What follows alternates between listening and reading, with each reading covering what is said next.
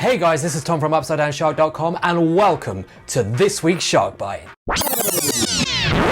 So Shark Bite is a series where we take all of the nerdy pop culture news from the week and condense it down into a bite-sized chunk so that you can keep up to speed with all of your comic book, movie, video game and music news all in one-stop shop. Starting with video games, it's been a very Nintendo heavy week, starting with the release of Legend of Zelda and Mario VR. And as cool as these headlines sound, when you look into it a bit further, they're both kind of disappointing. Both use the new Labo VR headset, which in of itself with the mini games included is really cool and a great introduction to the world of VR. But I think with Zelda and Mario, I don't think the hardware really matches up to the software, and you're left with a very diluted version of each game in VR. So if you've played either, let us know what you think, but sounds like it's one of those things that sounds really good in principle, but in practice, not so much.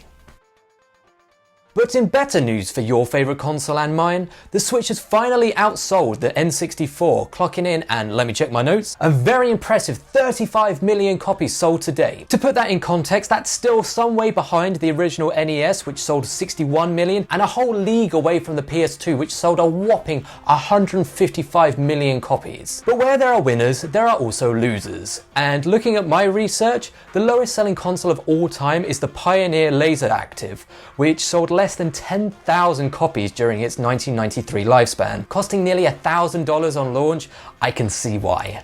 So over in comic book news, one story which really flew under the radar was the announcement that DC would be expanding its online comic service, DC Universe, to over 20,000 titles spanning back through its 80+ year lifespan. And this is pretty awesome because in an era where basically everything is on demand, it's great to be able to essentially go through the archives of everything that's been available in the DC Universe from its inception to the modern day. This is only available in the US at the moment at $7.99 a month, which frankly is a bargain when you think about how much an individual issue of a comic is, or $75 a year, and I'm really hoping they expand this out to the UK and beyond in the near future.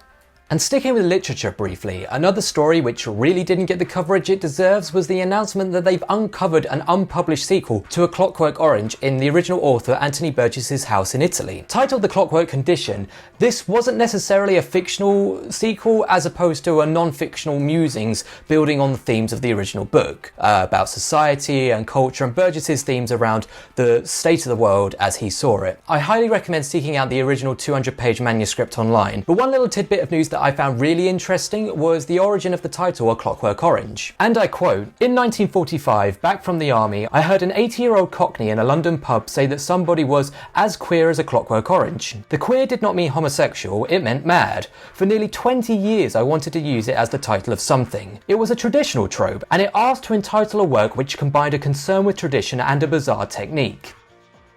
We don't often feature traditional novels and fiction on this show, but I think when you get a story as cool as that, it's definitely worth mentioning. And finally, in movie news, we have a villain for the upcoming James Bond movie. Although we don't have a title, we now know that Rami Malek will be playing the villain in Bond 25. And frankly, I feel this is an inspired choice. I mean, he's just got that face that screams villain, doesn't he? His cheekbones and the little mouth, it is up to something, and you can definitely see him helming some criminal syndicate in some far-off place in the world. We don't have a title for the film yet, but I am already really excited for this, and I hope that Daniel Craig will sign off his time as 007 with a bang. Another piece of movie news which surprised and terrified me in equal measure was the announcement that there's going to be a Rugrats live-action movie with the babies being CG. What? So this will be helmed by the director of the Diary of a Wimpy Kid series and has a tentative release date of January 2021. And chalk me up for concerned about this because, oh boy, CG babies. And lastly, how could we talk about our movie news of the week without mentioning quite possibly the biggest and best film of the year? That's right, we're talking about the trailer of Velocipastor. I mean, what more needs to be said? This film looks fantastic. If it doesn't sweep next year's Oscars, frankly, the Academy is more corrupt than anyone could ever have imagined. This will have a home video release this August, and if you don't pick it up, frankly, we can't be friends. And now you're all caught up on all the entertainment and pop culture news of the week. Do we miss a story? Let us know in the comments below, and don't forget to like, share and subscribe for more great Upside Down Shark content every single week.